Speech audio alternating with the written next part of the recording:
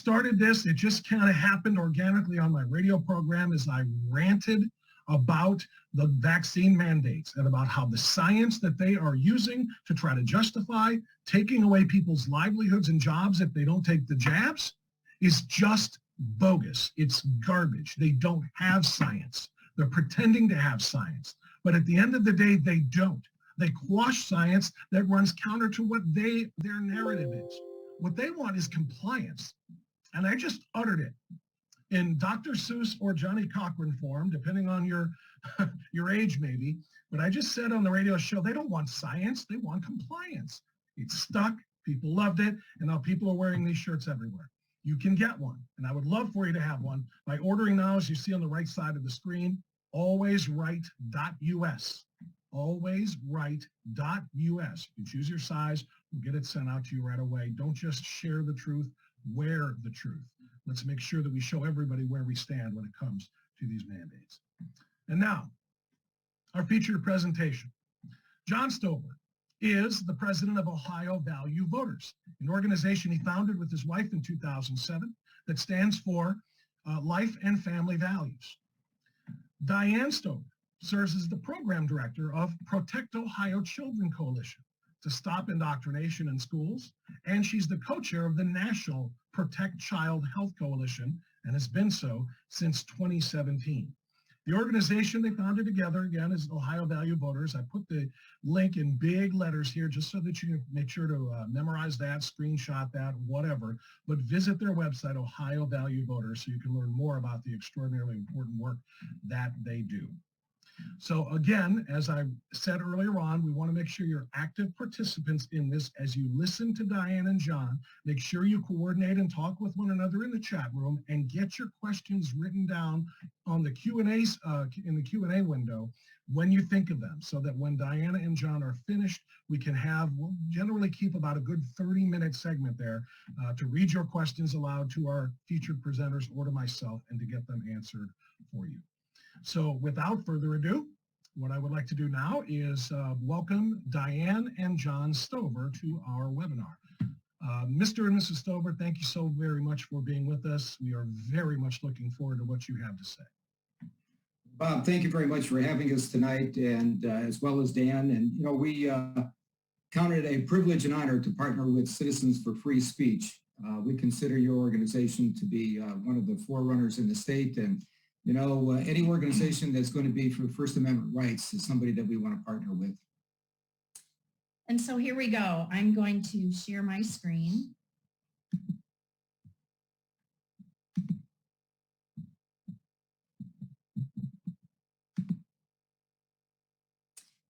Ohio Value Voters is facilitating the Protect Ohio Children Coalition because there is nothing in this world more important than our children and grandchildren. They are our future.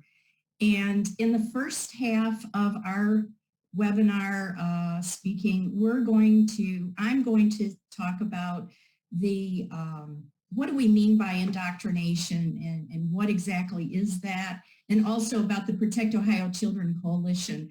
And then in the second half, John's going to talk about what's been done and what needs to continue to happen to stop indoctrination in our schools. And by the way, it's not just in the public schools, and I think most of the people listening tonight know that. And so John and I were first, we became aware of comprehensive sexuality education in 2009 and 2010, when we learned about it coming into our own school district when we lived in Parma, and gathered about 100 people to go to the school board meeting to stop what was happening there. And unfortunately, we were not successful.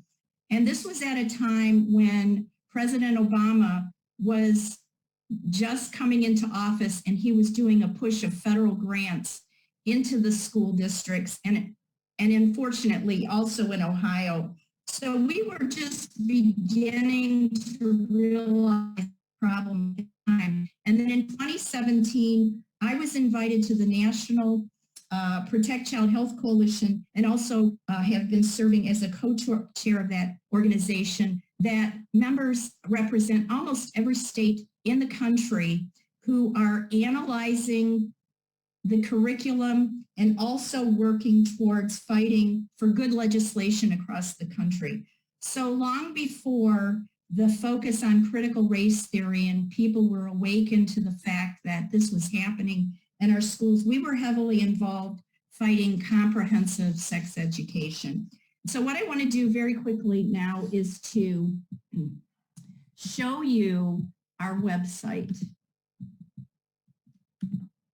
The reason I want you to see the website is because we want you to use this as your portal for everything you want to know about indoctrination in Ohio schools.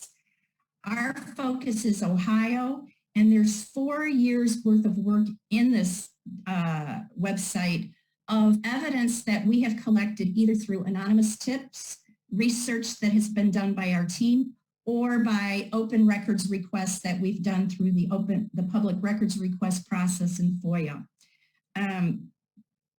Just looking at the website, you can see here on our homepage some buttons that I'm going to cover, but across the top of the menu where it says About Us, just very quickly, I want you to know that there's information about who we are, and it's quite different than what you will read in the Cleveland Plain Dealer, I can guarantee you. But our board is made up of, since the beginning, we are laborers together with Linda Harvey, who's the president of Mission America, and she's a national expert on these issues, and she writes for national publications like American Family Association, WorldNet Daily, LifeSite News, and she has her own radio program in the Columbus area where she focuses on these issues as well. And then we have, of course, John, and then Jonathan Rodbent and Kathy Pultz are our board members from Northern Ohio, and Kathy's in the Columbus area. We're going to talk about Jonathan and Kathy later on. But what I wanted to show you here very quickly is that indoctrination in the schools is about critical race theory, but we categorize indoctrination as really 3 areas: critical race theory, CRT, comprehensive sex education, CSE, and social emotional learning, which is SEL. On this page, you can also read about information on legislation, and then also you can contact us through the website. So everything you want to know about these things that are going on in Ohio with indoctrination, you're going to find in here. And then going back to the home page, the button in the upper right-hand corner enables you to send an anonymous email to our tip email box if you find evidence of CRT, CSE, or SEL in your school district. We want to know about that so that it can be shared with the community and on our heat map. We also, the yellow button will allow you to see which region you're in. We've divided the state into 3 regions, North, Central, and South, and you can see which region you're in, and you can sign up to join a private Facebook group where you can get news and views and information about what's happening in your school district and share that with others who know what's going on there as well, especially our team. Our team of Protect Ohio Children, they are up to date. They know what's going on specifically in the school districts, and they have been trained by national experts on these issues. There's a donate button. There's the Launch Indoctrination Site Map that I'll show you. You can sign our petition. And then the last button that's important, the blue button, allows you to download an opt-out form that you can use with your school district to opt out of these dangerous materials. So let me launch the Indoctrination Site Map very quickly. And you're going to see this looks similar to what the COVID map that we see so much of. And in the upper right-hand corner of this Google map, you can expand this and you can actually click on the red and yellow highlights in that map of Ohio. You can get to your district and see what has been accumulated there with evidence that has come into us or that we have discovered. There's also a red button there that you can download a spreadsheet to see all of the districts. There's 612 districts in the state of Ohio. On the right-hand side, also another way to get to your district, these are all the districts that we have found evidence and that are listed on our heat map. So I wanted to show you that. I'm going to take us back to the presentation, and just know when you're feeling overwhelmed and you just don't know what's going on in Ohio, this is where you need to go that will help you. And then you can contact us if you have any questions or you find things that don't look right in your school district. So we want to stress that indoctrination in the schools is not just in the category of critical race theory.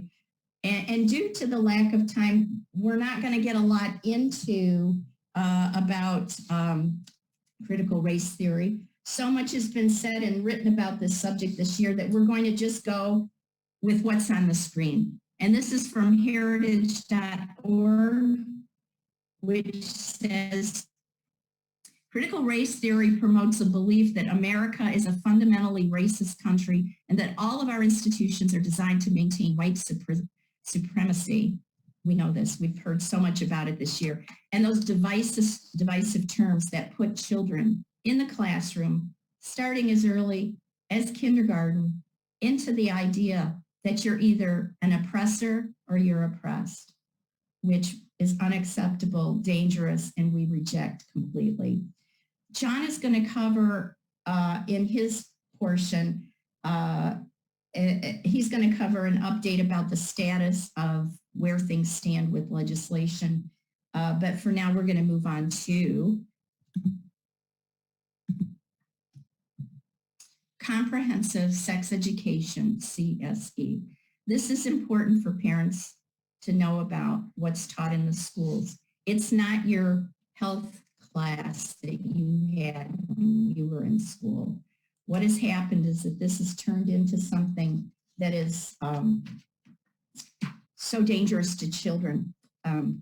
Since 2017, and now it's been 4 years of work, the Protect Ohio Children Coalition has been trying to understand our situation in Ohio with CSE and fighting to protect parental rights and to protect children from dangerous and in some cases pornographic materials that have been found in Ohio. In 2019, we met with statewide officials. We've talked to the governor about this. We've met with his people multiple times. We have met with the Senate President, the Speaker of the House's office, and many of the Attorney General of Ohio, and many legislators about this problem. And we took to them in 2019 our 200 pages of evidence. And we also in 2019 did a roadshow that year across the state of Ohio and had 18 meetings where we were invited by family-focused groups and churches to speak about what was happening in Ohio schools with comprehensive sex education. So what is it? You can see the 15 harmful elements. This comes from the national coalition that's facilitated by Family Watch International. And we won't go through each of these. You can download this off of our website. We have distributed thousands and thousands of these. So to make people aware of what's actually in this curriculum. It sexualizes children. It promotes abortion and contraception with children. And number 14, it violates and undermines parental rights. So let this be your guide when you're talking to your school districts about what they're teaching. Planned Parenthood and their allies are making multi-millions off of marketing their products to children. They're an international organization that we know now that they're partnering with BLM and the Human Rights Campaign and others to double down on their agenda. International Planned Parenthood's message at the United Nations, if you can believe it, is that children have sexual human rights starting at birth. and they're pushing their agenda in our schools. Their goal is to break down inhibitions, and that's how they start to gain trust with the children. Slowly, they get them started with sexual activity, including questioning their gender, and into the transgender agenda that leads to the hormones, the mutilation, and the surgeries. The good news is that there is a good choice for children, and that is with the Ohio Adolescence Health Centers. This is on our website, and these are the members that provide the sex education classes that's compliant with Ohio law that John will talk about later in the presentation. Now, this is where we want to really bring new and strong awareness to the community. This information, it's really brand new. We have on our website a flyer, a 2-page flyer with these 15 harmful elements that we want to start to see everyone share with your school districts, share with your community. Social emotional learning has been adopted by the Ohio State Board of Education, and this means your school district can teach this if they choose to do so. It's our understanding that in Ohio, you can only opt your children out of the surveys. Bob mentioned in his introduction about Merrick Garland. His son-in-law has produced curriculum where he's making multi-millions off of a curriculum called Panorama. Panorama surveys have been brought into Ohio, and we are getting tips and informations on a regular basis that these surveys are in our schools in Ohio, and it's so dangerous. The conservative school board members in Ohio at the state board and some legislators are looking at this now to see how we can change course with this. The image on your screen, Each Child, Our Future, shows you right dead center in the screen, whole child. When you hear those two words, whole child, your antennas should go up. This is social emotional learning, and this is part of the strategic plan of the Department of Education to teach this in Ohio schools. The 15 harmful elements and the flyer that you can download with details about this is on our website. Let's get this information out. And just quickly, the social emotional learning framework, they call it, is a program designed by Castle. Cleveland Public Schools were one of the 9 school districts that piloted SEL through Castle, which is an acronym, CASEL, and was funded by progressive grants, $1.2 million a year, by the Warren Buffett family organization, Novo. This whole child, social emotional learning, and everything that's involved with it, the partners and the funders are, of course, those same people, the Zuckerbergs, Bill and Melinda Gates, the Warren Buffett family. It's a global education goal that they're trying to achieve. And in here, the first few that I'll mention is those 15 harmful elements that we mentioned about comprehensive sex education. They're embedded into this curriculum. They also promote data collection, and that's why they have those surveys. Government databases are collecting data on students to follow them for life, to measure outcomes for the working classes of society and the, quote, collective good. Parents have not consented to this data collection, and many responses are private information best suited between a counselor and a patient. Number 3, it impersonates mental health services. This you're hearing a lot about, the mental health issues of children and putting psychologists into the school. They're already there and the numbers are growing. Many SEL programs are designed to shape the child's developing brain to accept particular worldviews regarding sexuality, racial attitudes, and other social issues under the guise of providing a mental health benefit. Number 4, promote psychological evaluations by unqualified teachers. Interventions, they call them, may be prescribed by a teacher with limited training that may adversely impact a student's permanent data file. Lack of education resources can mean that their evaluations are administered by untrained or poorly trained personnel. And so you see, folks, we have a problem in Ohio. This we need to reverse course on and change directions.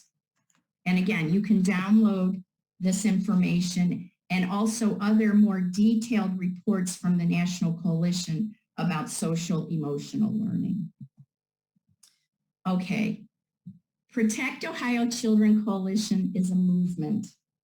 Last year, or this year rather, critical race theory saturated Cuyahoga County.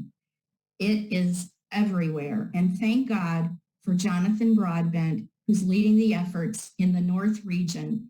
It's his responsibility for 204 districts. And he has done an amazing job. No one can figure out how he does it. We kind of use the analogy of a fire hose coming at us, but he's never met a fire hose he couldn't drink out of. Thank God for Jonathan. Kathy Pultz is in the Columbus area, Central Ohio. She's responsible for 200 plus school districts there. She is amazing and she is very plugged in with the region. She's been fighting for good school board candidates and we're so thankful for her. We have Jen Burr in the South. She's stepping back from the board role, so we're looking for someone to fill that role. And when I say role, I just have to tell you, our coalition is made up of volunteers. There is no compensation. We're not a dark money group.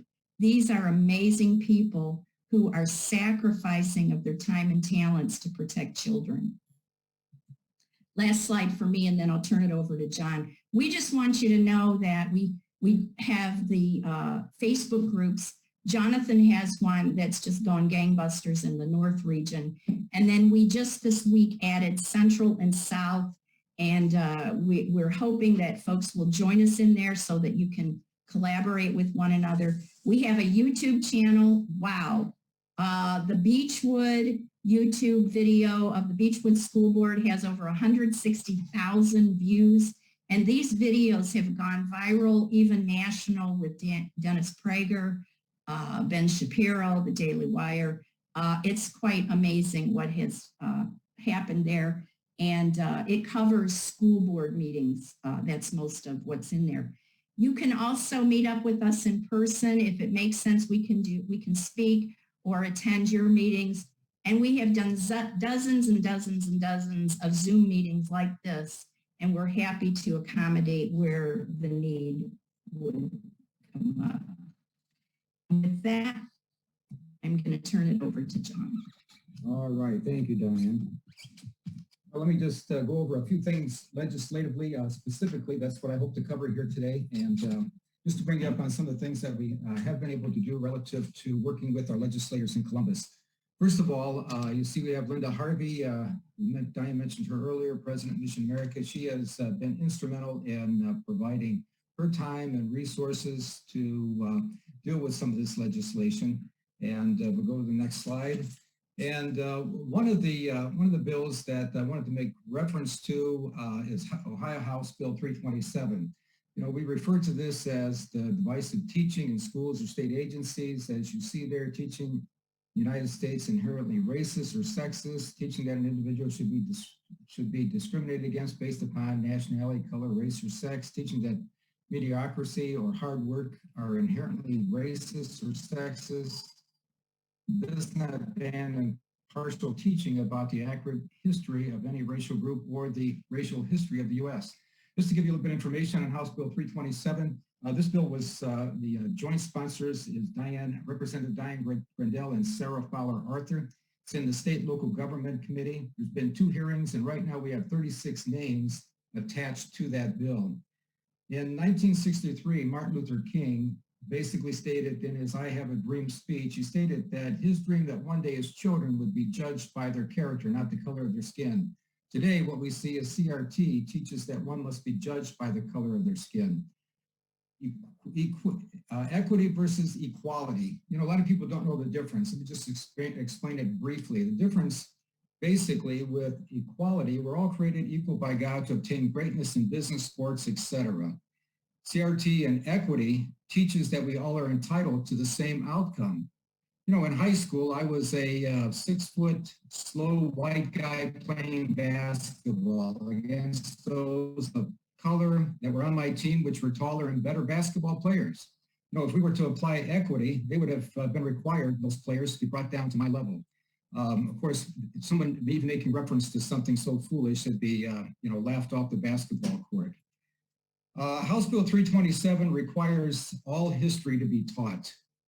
All history, good or bad, does not prohibit the teaching of slavery. Roughly 2 months ago, I appeared on WKYC, local news channel here in the Cleveland area, with Black history professor Dr. Jeffries, in which I stated at the time that all history should be taught.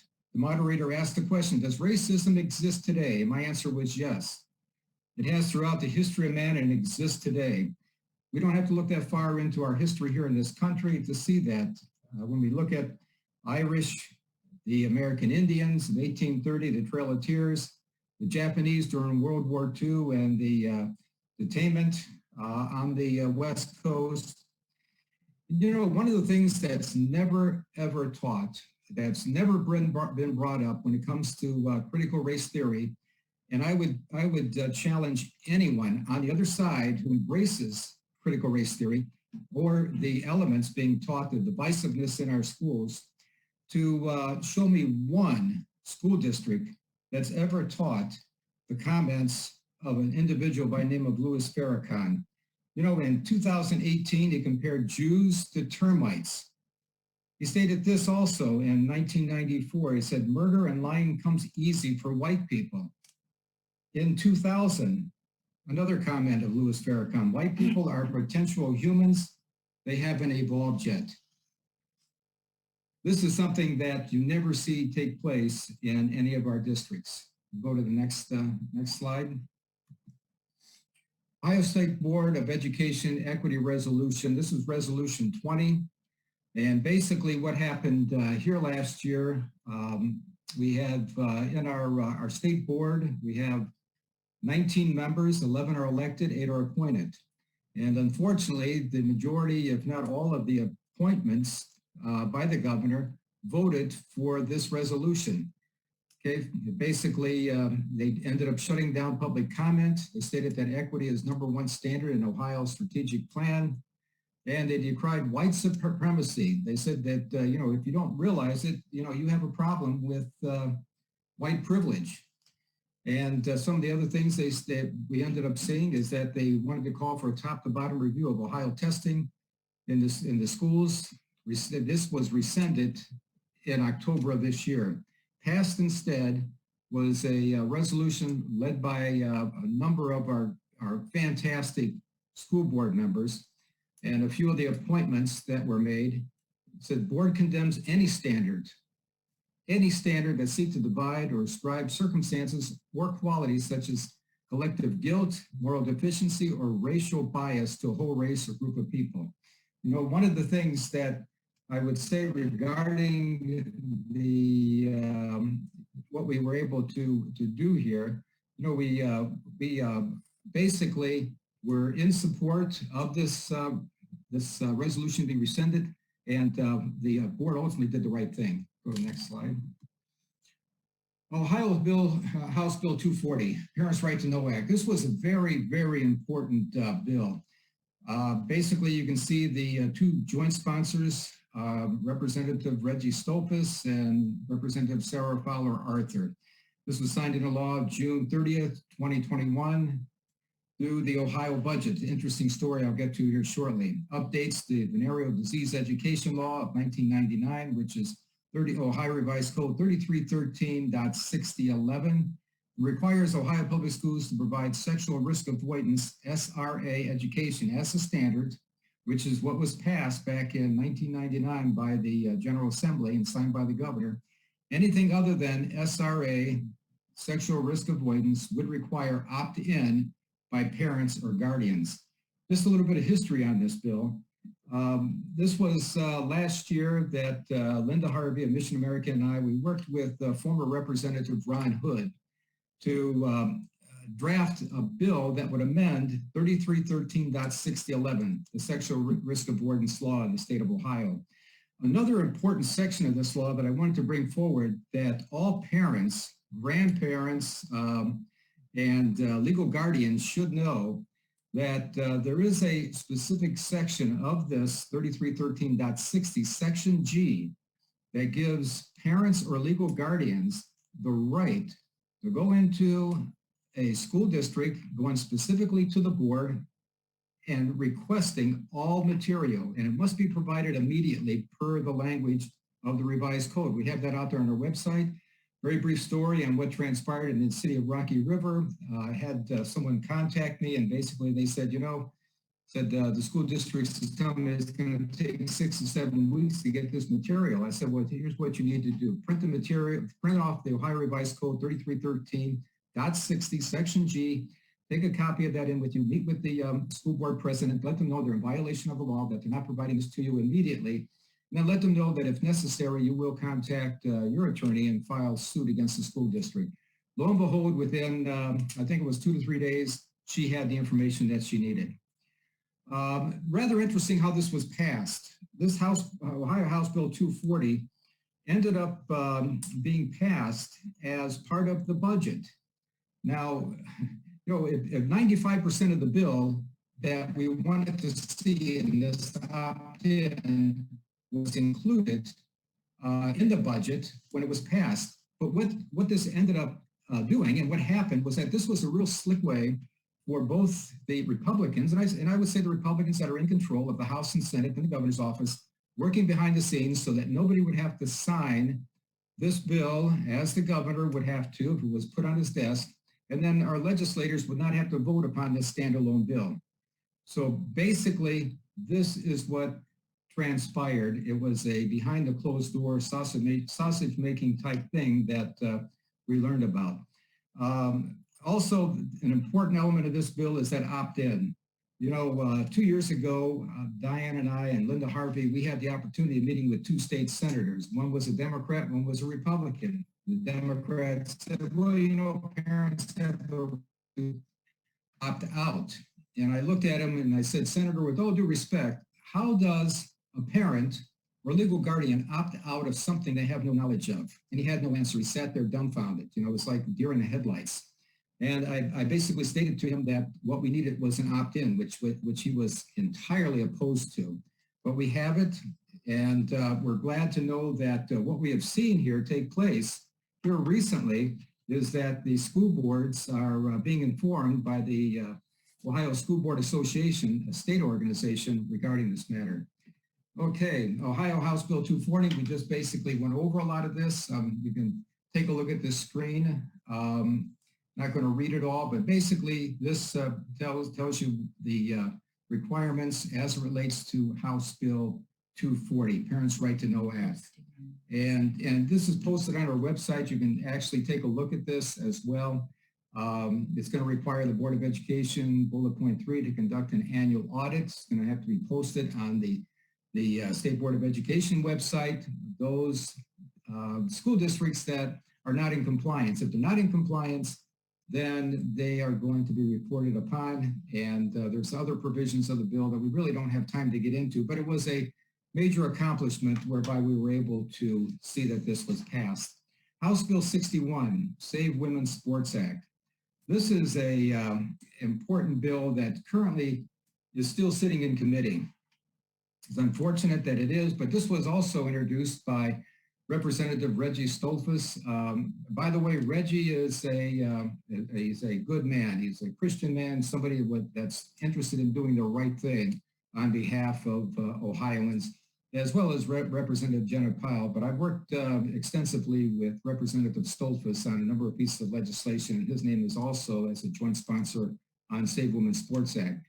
Basically, what this bill is all about is, as you can see, in June 21st, 2021, Daily Wire article, there are biological men that feel that they have a right to compete in women's girls sports. And we've had situations in which ultimately what has happened is that we've seen in 2013 in a MMA fight, mixed martial arts fight, you had a situation where one of the combatants was a biological male and ended up fighting a cage match fight against a biological female. And at the end of that bout, the biological female, her skull was crushed and she ended up in the hospital. These are the type of things that really, when you look at Ohio House Bill 61, we need to see this passed. The governor has come out and said that he is opposed to it. And, we need to urge our legislators, if necessary, pass the bill, send it to the governor. If he decides to veto it, then they need to look for the votes to override his veto. And one of the last things I wanted to cover here briefly is Info Ohio. And this is something that came up just recently as it relates to the city of Hudson. The city of Hudson, Ohio gained national attention as a result of their courageous mayor, Craig Schubert. He came to the school board meeting whenever it was found that there were materials being provided to children that were inappropriate, and he suggested that the entire school board resign. And you would have thought that he had came in and had brought the plague with him. Matter of fact, it's gotten so bad in the city of Hudson that there's a group of people that basically have said to him that either you apologize for your statement or you're going to be recalled. So now they're in the process of looking at recalling this fine man, this mayor of the city of Hudson. A piece of legislation that has not been introduced yet, but I'm working with legislators on, and just to give you some history, this has to do with, and I'll conclude here shortly, this has to do with the fact that in the country, all 50 states, there's only 23 states that provides a relatively easy means of recall of a school board member. In other words, it's normally a percentage of the number of votes that were cast in the last election. This is what dictates, citizens rising up. They have it in Virginia, and they've used it in Virginia relative to the nonsense that's been going on in Loudoun County, and many of you may be aware of that. But that's something that we need here in the state of Ohio. Parents need to have the right to recall a school board member that's not acting in the best interest of their children. See, when it comes to, and many of you know this, and for those that do, bear with me, those that do not, let me just state this and then I'll conclude.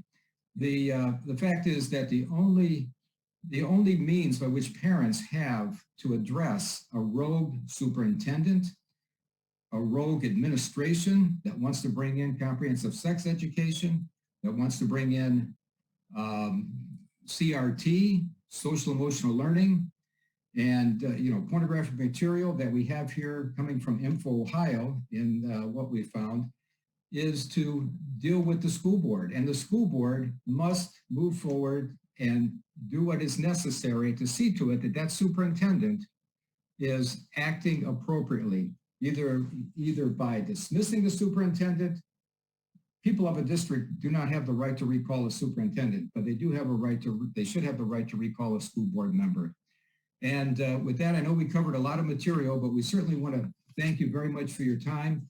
Something that you can do, you can contact Speaker of the Ohio House, Representative Bob Cupp. His office number is 614-466-9624, and tell him that we need to pass House Bill 327 and House Bill 61. House Bill 327 has to do with the critical race theory.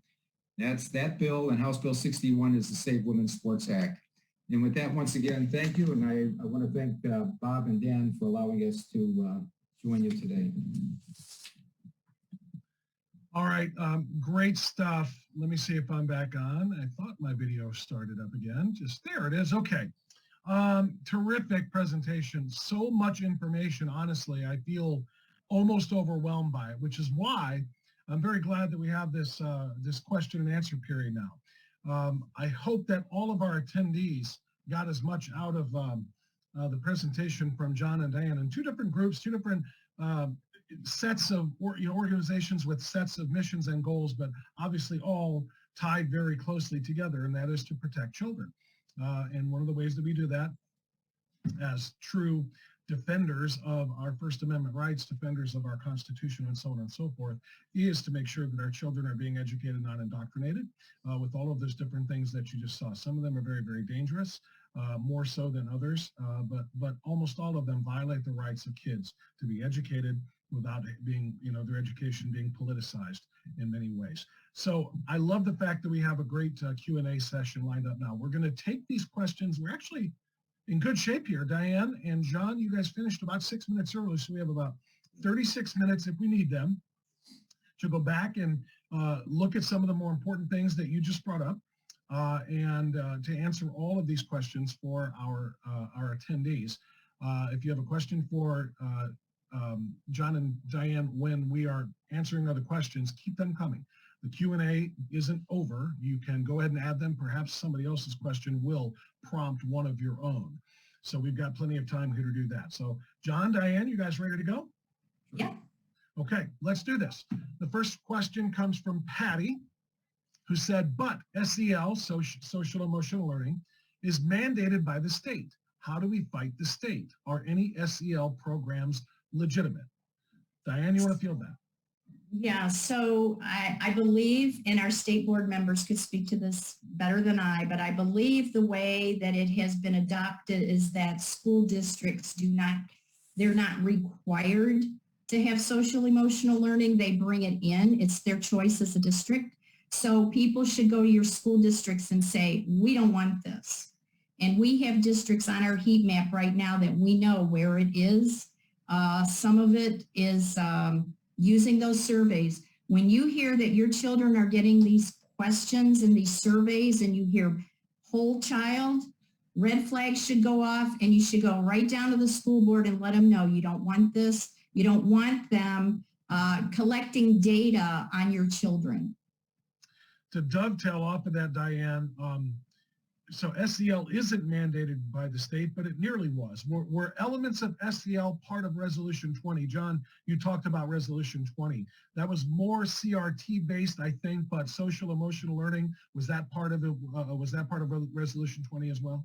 Yes, in many respects, you find that CRT and SEL, they're synonymous. They do work together. Regarding Resolution 20, Bob, it was just that, a resolution. It had no teeth. It was not law. And basically the state board, when it was passed, though it's been rescinded, it was basically saying we as a body embrace this. And I think it's important to know that social emotional learning is the piece that's embedded in the state's strategic plan through the Department of Education. And even if it has the racial elements to it, but the CRT bill is specifically around the critical race and the divisive racial language. So if you get rid of CRT through that legislation, you still have it sitting right in your strategic plan. So this needs to be addressed at that level because it makes it a priority for equity in all areas of the school systems. Very, very well said. Our next question from our CFFS Ohio attendees is from Olivia, who asks, how do we get more parents from Cleveland schools to get involved? Many of the parents on the near west side and other areas are happy just dropping their children off, getting them fed, and keeping them away from drugs and violence on the streets. Thank you for helping us all connect. Diane?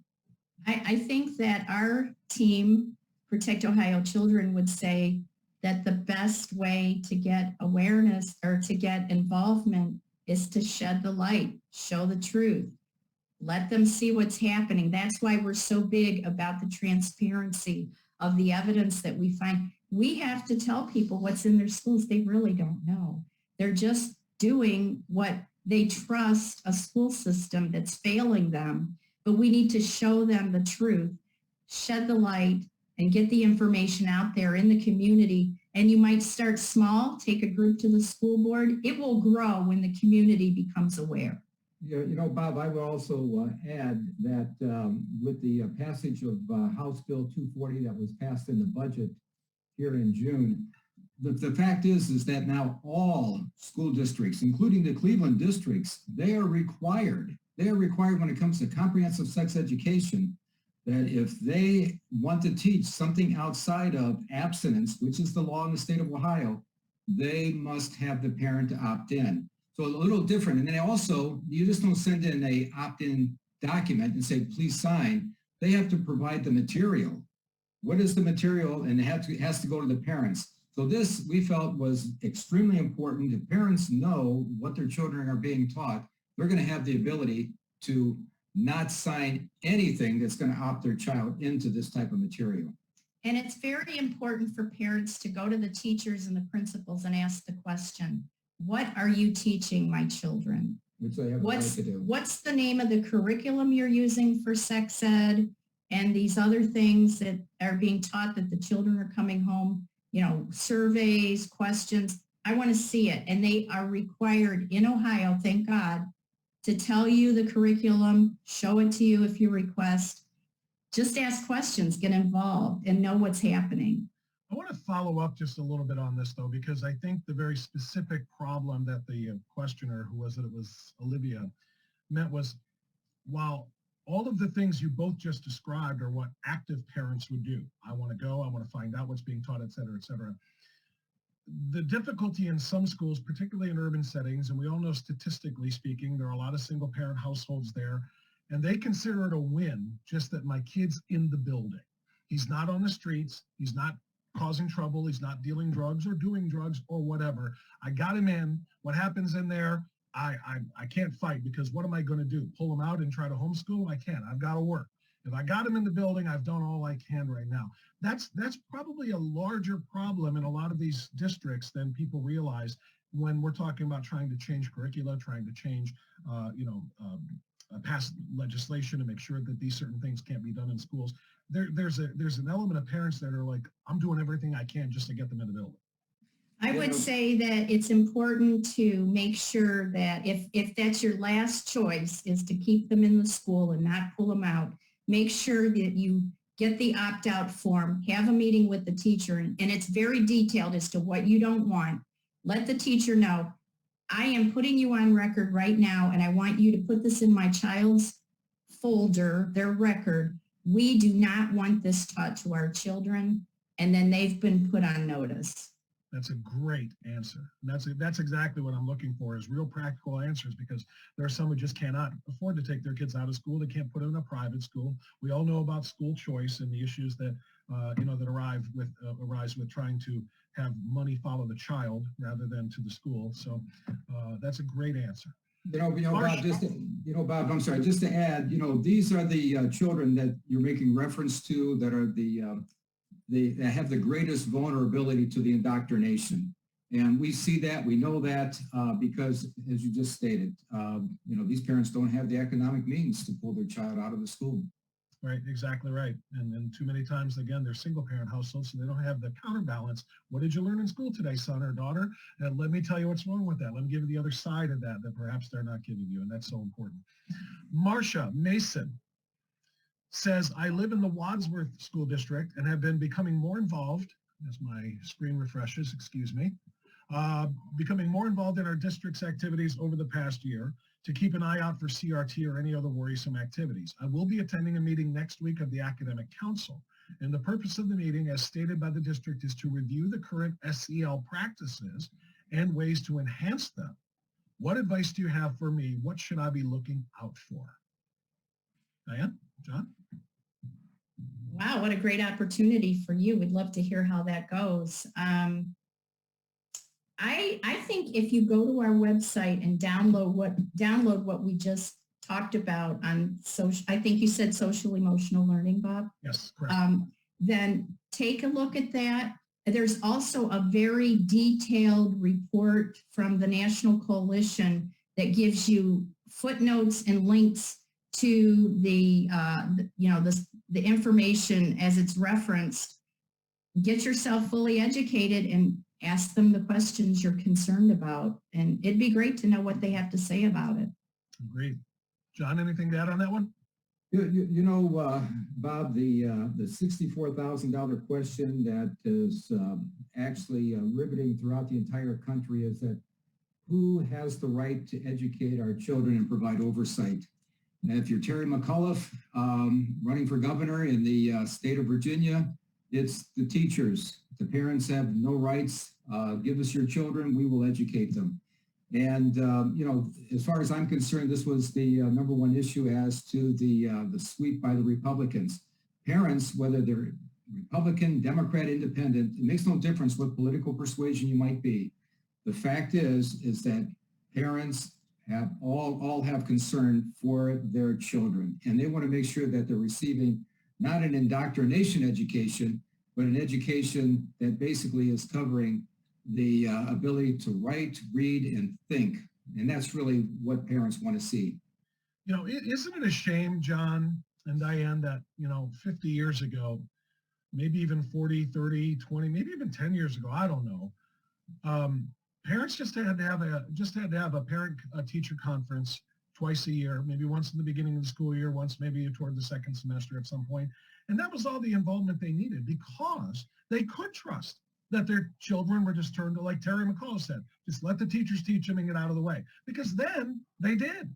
It was reading and writing and science and math and literature and so on and so forth. And that was it. They didn't do any of the things that you guys are talking about here. And parenting was a lot easier then, because they could just trust that education was happening rather than, Diane, the indoctrination now. I don't know when it flipped, but at what point parents now can't just go to a occasional PTA meeting and an occasional parent-teacher conference. They've got to be active and in the faces of board members and administrators and teachers from the very beginning. Bob, to age myself, in the early 60s, I can still recall sitting there in elementary school, and actually the teacher would lead us in church hymnals. We were singing church hymnals in the public school. Public school, and this was in Cleveland. Well, I tell you what, heaven help a teacher that ever was to do that today. I mean, the administration would come down so hard on this person, they probably would, they'd have to redefine what's considered a domestic terrorist, and she would be locked up for 30, 40 years. But you have to remember, too, that they have owned our universities and colleges for a long time.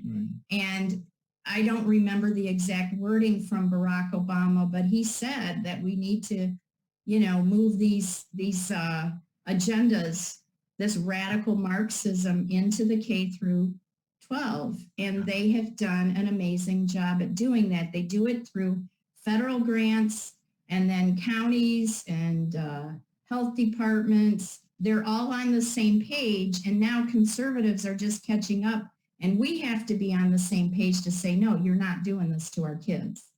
Very well said.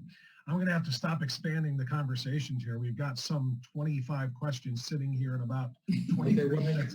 About 23 minutes left to do it. So let's try to move on here, and I'll try to stop interrupting. I think a better approach, writes David Steppes, would be to say we want SEL and CSE to be parent-driven and not educators, since it has no use with academics. We have to be careful of condemning everything having to do with SEL and CSE, because some parts of it do have a degree of merit. I would say that SEL is really a great bait and switch situation. A lot of it, most of it, is in online learning. And so the curriculum you see today may not be the curriculum you see next week or next month. And so, yeah, I mean, it sounds beautiful. It sounds like a wonderful religion when they talk about, having empathy for one another and all of these wonderful things that they want for student behavior. But it very quickly changes into something that is racist or gender. It is amazing the evidence that we have collected. We're moving in the direction of California. even in Ohio. This gender, transgender agenda is in Ohio, and it's moving at a very fast pace. So I would say, no, we can't just trust that social emotional learning, the teacher's just going to give us these nice, fluffy little tidbits that are going to make everybody feel good about each other. There's a very nefarious agenda with all of this, especially when they're collecting data on our children. Thank you, Diane. Let's go to an anonymous attendee who says, I live in Stowe. They are definitely teaching CRT. The parents are not interested. I am told most of the PTA leaders are in favor of CRT. Our mayor is on a school committee pushing CRT and even has a committee at the city level in favor of CRT. There are a few of us that have spoken out against it before our school boards. It made no difference. And there were more people who spoke out for CRT. What in the world can be done? Unfortunately, some of the districts have gone full board for CRT and this agenda, and it's sad. I don't know what the answer is when a district has gone, all in for all of this CRT and what have you. It's what I stay awake at night thinking about what's going to happen to our country if everybody's going to adopt this, but they are adopting it. And I think you need to speak out and activate your community, but in some schools, they're gone, some school districts. I think that's well said. I think about Loudoun County, which of course was kind of the center point or the ground zero for all of this over the last several months. There's still in that county probably a majority of parents who are maybe left of center and who think CRT is fine and think that, the comprehensive sex ed is fine, et cetera, et cetera. But the few that didn't got up and were loud about it. And that made more people feel confident enough. Because a lot of times what happens is, and everybody knows this, you are afraid to speak up about what you believe and about the dangers of something like CRT, what it does to children, because you're afraid of being canceled. You're afraid of having your job impacted, your reputation and community impacted, your kids being ostracized. So there's probably a lot of parents who are sitting there looking at it and going, I can't swim against that tide. This is what they're going to do. Well, I can't stop it. I'm going to sit here and be silent. And the few that want to stand up and be loud just don't have the backing that they need to really kind of combat this. Because I doubt any real, district of educated and aware parents is going to be so one-sided against something like, or in favor of something like CRT. John? No, Bob, let me just add very quickly. One of the things when I attended the Hudson School Board meeting, the woman that spoke before I spoke, she actually got up and she was reading from one of the books that was available. And I tell you what, it's certainly, what she was reading, it got people uncomfortable. So you know what, if it gets these school board members uncomfortable, that's the drive that parents should have. And then, you know what, if you're a parent and you have a child in the school district and you're sitting there and you're hearing this, I mean, it's going to cause your blood to boil. You're going to say, wait a minute, I didn't know that this was going on. So I agree with you. When you have, sometimes all it takes is one voice standing before the board speaking out. Yeah, very well said, John. Thank you. Heather asks simply, can we please get this Zoom sent to us so that we can refer back to it? Dan Ramada, go ahead and turn yourself on there. This is being recorded. I don't know for what the recording is going to be used. How will it be used? Can people see it later? It is, and what we need to do is upload everybody who registered for this webinar into our master database. Then we'll send out an email in a day or two from you, thanking for everybody for joining us this evening, and with details about the webinar, and the recording will be in it. And so the details about viewing the recording will be in that email that we send in a couple of days. Right, it'll be a link to the recording. So it'll be up for, I'm not sure how long, it'll be stored on our national website for a short period of time, not like forever. So right. I guess you can download it to your own computer and save it. Diane, you can use it and put it on wherever you want to put it. If you want to put it on the website or YouTube or wherever, that's up to you. Thank you. We'll do that. Thank you, Dan.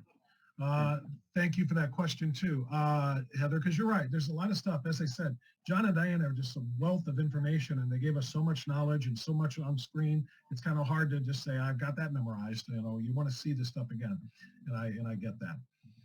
Janice asks or says, the professional organization Ohio Council for the Social Studies has a statement against HB 327 saying that should it pass, they will not be able to teach in an open manner, and it interferes with their ability to teach social studies. Are you aware of that, and how do you respond to that?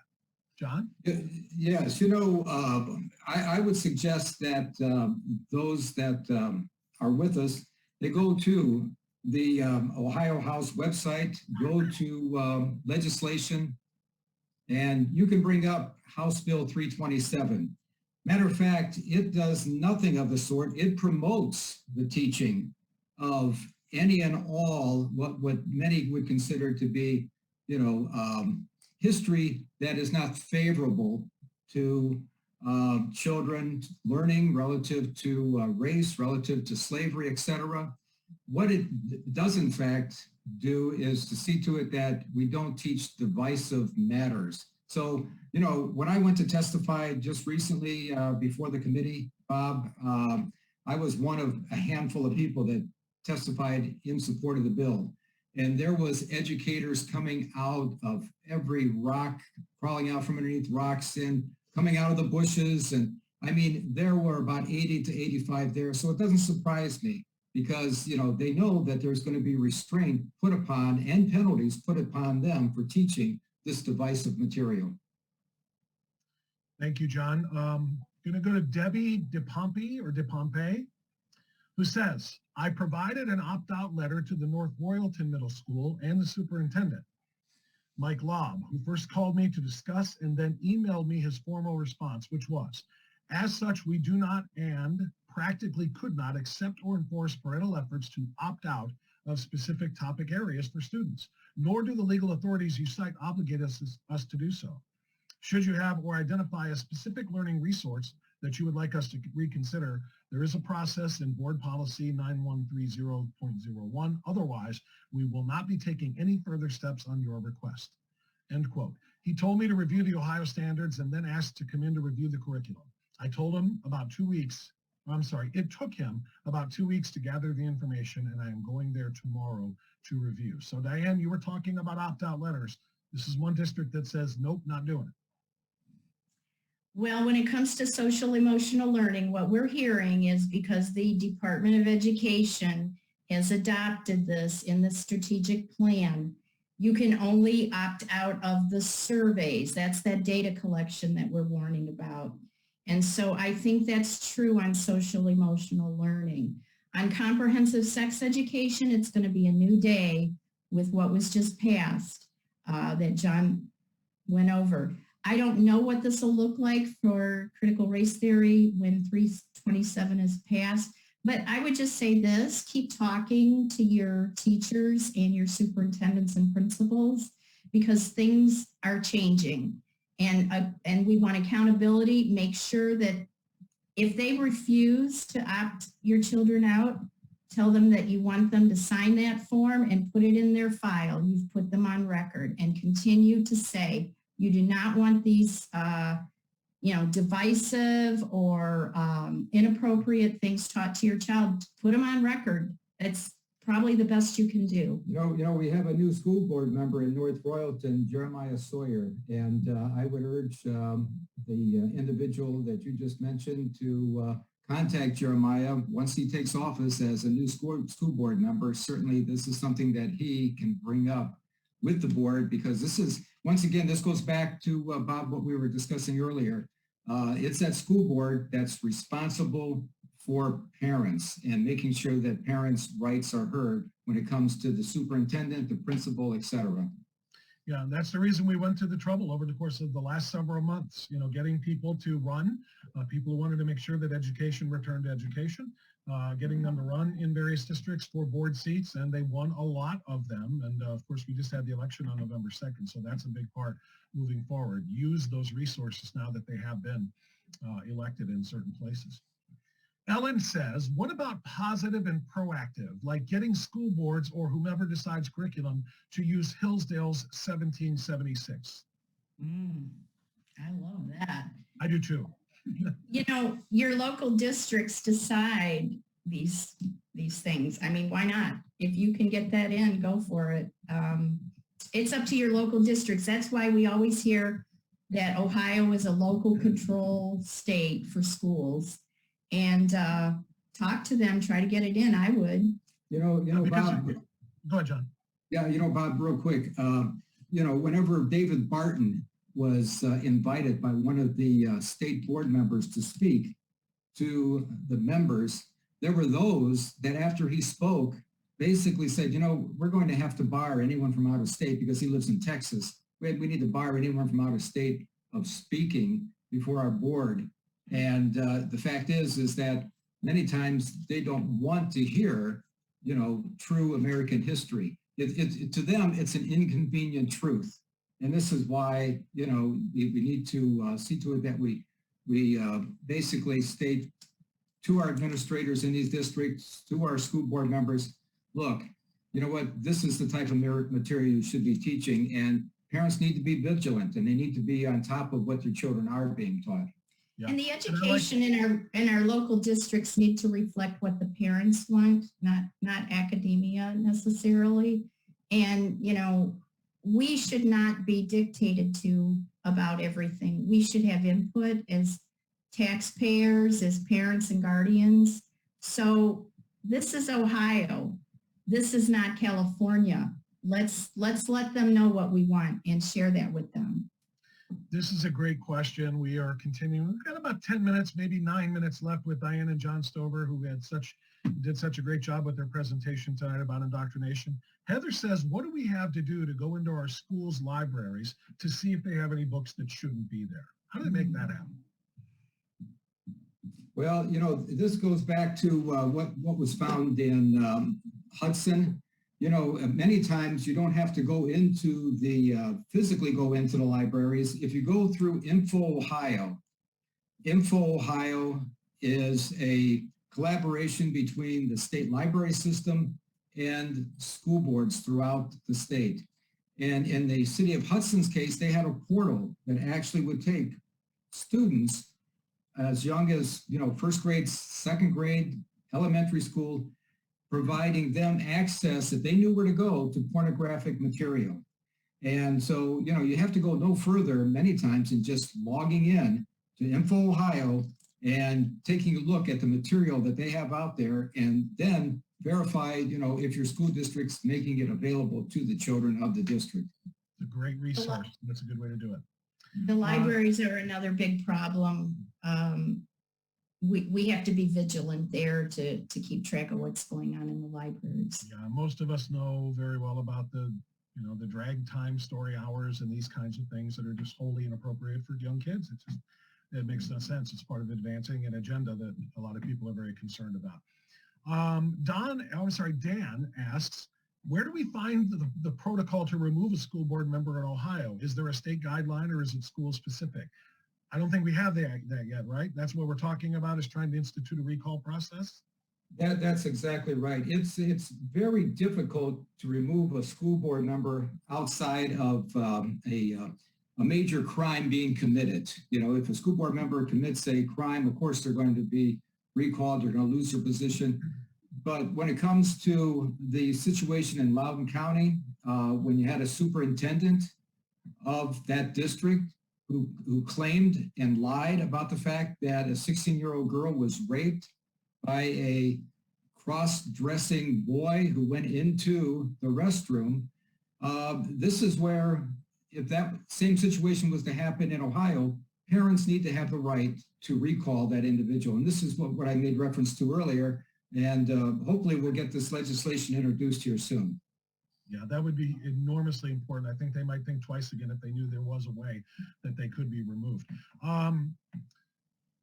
Let's go to the next one from Heather. Is the Panorama Survey the only survey out there like this that we should be aware of? So Panorama There's multiple different ones. On our website, we actually do have a list that it gives you many different ones to look out for. Off the top of my head, I just don't know. But you can look in our website. We have a list like that. Great. We have one now from Tammy who says, could you promote for us a Let's Go Brandon anti-mandate protest coming this Saturday, 2 p.m. at the corner of Route 18 and Cleveland, Maslin Road, park at Chipotle. Just did. Happy to do it. Mandate protests. This is a big part, and we ask you to do it with the citizen ninja tactics in mind. We don't block intersections when we protest. We carry signs. We don't harass or harangue. We carry signs. We stay on corners. We don't get in people's way. We just make ourselves seen. And if that's what you want to do, happy to promote it. As for the first part of that message, I suppose I could probably just say this. I thought about using that for the entire event, but I thought better of it. So we'll go back to Citizens for Free Speech right now. Yes, I'm happy to promote that. Let's go to Dave now, who says, what MMA match were you referring to, John? What MMA organization allowed that bout? I know the bout you're talking about. I don't know what organization it was either, but I know about the cracked skull when the biological male just hospitalized a female who was in no way, shape, or form a match. Yes, I don't recall as well, Bob, but I would say that if you went to Google or any other search engines, you can just type in MMA fight. Google practices censorship, which is a direct, a violation of what Citizens for Free Speech stands for. So we won't recommend Google. We'll recommend DuckDuckGo.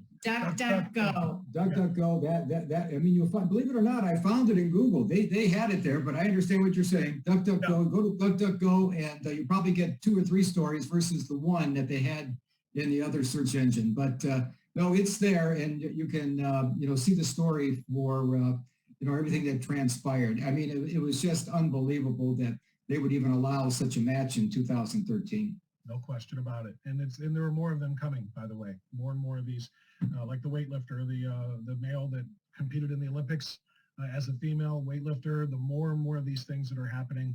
And yes, into the fighting circles, you're going to start to see more of that. Sue asks or says, the pandemic brought forth Zoom education. So with that in mind, how can parents push for cameras in classrooms so we can see what's being taught? Our police wear cameras and are scrutinized daily. It's a great point. Why aren't teachers? Yeah, I agree 100%. Teachers should be. And, one of the things that many administrators, superintendents, even school boards were concerned about whenever we had that remote learning taking place, many of them had these, meetings, and their concern was, oh no, what are we going to do now? Parents are going to be looking over the shoulder of their child. They're going to find out what it is that we're teaching them. Well, guess what? Parents have a right to know. So I couldn't agree more that we need to see cameras in the classroom. And every once in a while, we do have a student that decides to pull out their phone and videotape something that a teacher has decided to bring into the classroom that is completely inappropriate. You mentioned, I think it was you, John, who mentioned the governor-appointed state board members who all voted in favor of Resolution 20. So Ellen asks, how do we get state school boards being back to all elected members and no appointments? Yeah, there is legislation, and I don't have the bill number, but there is legislation that is in committee that would do just that. They're looking at going back to an all elected. We have 11 elected right now. It's all based upon Ohio Senate districts. 3 Senate districts make up 1 school board district. But no, this is definitely the direction we need to proceed. Quick one here says, should there be educational transparency laws to let the parents know what the kids are being taught?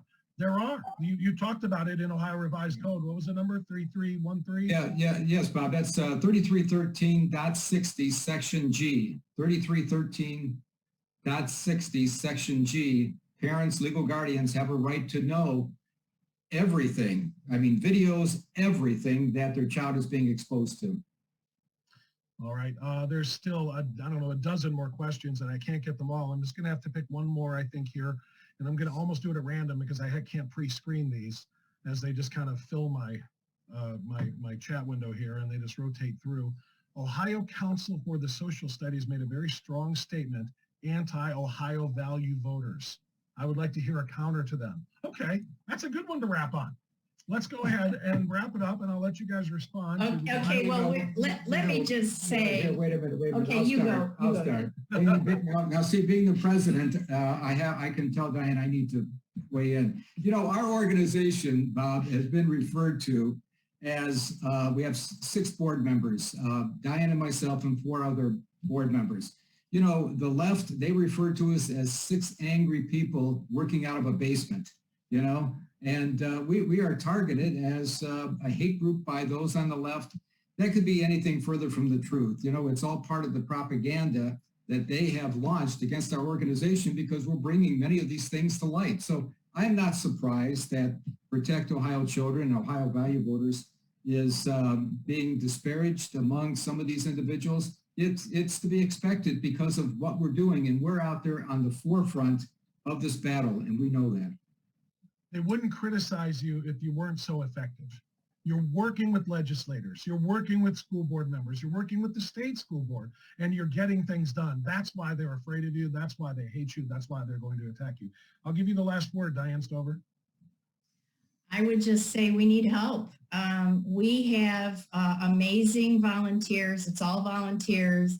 We run on a very slim budget, but what we do doesn't require much money. So it's not a plea for money. It's a plea for send us the evidence that you find.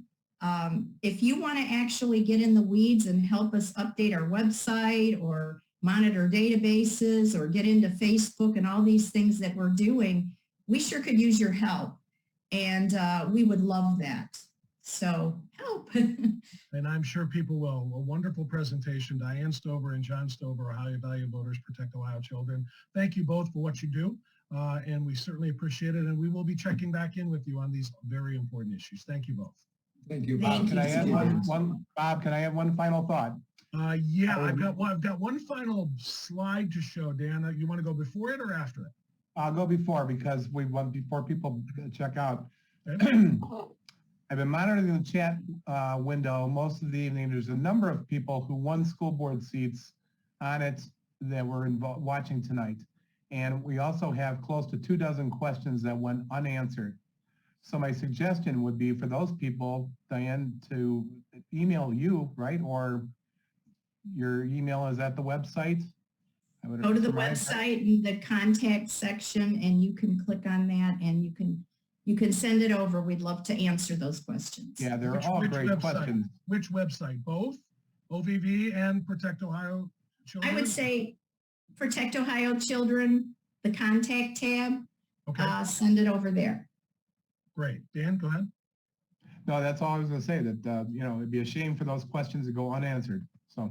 Totally agree. That's a great point. Thank you very much. And a reminder to anybody who wants to review or share this video, this webinar with friends and family members and others who want to join and be a part of our movement here to protect Ohio's children and to stop the indoctrination. Check your emails. If you're a member, you will get a thank you for attending tonight email in the next couple of days. And in that email, you will have a link to the webinar that we recorded tonight. So you can listen again to what Diane and John had to say, see some of the graphics that they showed, some of the important information, and what we have done as well. And with that, I do just have one final slide to share with you, and that is a thank you slide and a reminder that you can also ask questions of Dan, who you just heard, or rather just saw there. And let me go ahead and, yeah, there you go. Hold on. There it is. Contact Dan, who is our Ohio coordinator, dan.ramada, spelled as you see there, H-R-O-M-A-D-A. Go ahead and screenshot that if you wish, at citizensforfreespeech.org. He's the answer man. As far as the calendar of upcoming events, we know for sure we're going to have a national town hall meeting, not in December next month, but in January. January 13th is the tentative working date. You will get emails about that and other webinars, video messages, and I can just go ahead and give you a little tease. There's going to be more CFFS content than just webinars and blog posts and press releases and information we put on the website. Look very, very soon for a podcast, a Citizens for Free Speech podcast coming to a podcast provider near you. Just stay tuned to your email addresses if you remember. You will get announcements on all of those things. With that, I want to say thank you all very much for attending the webinar tonight. Thanks to Dan for putting it together. Thanks to our national crew, including Executive Director Patrick Wood and Assistant Executive Director Kimberly Miller. Thank you to the entire team. Thank you to John and Diane Stover. And thanks again to you, for joining us. Let's fight for our rights together, and let's do it as defenders of our First Amendment at citizensforfreespeech.org.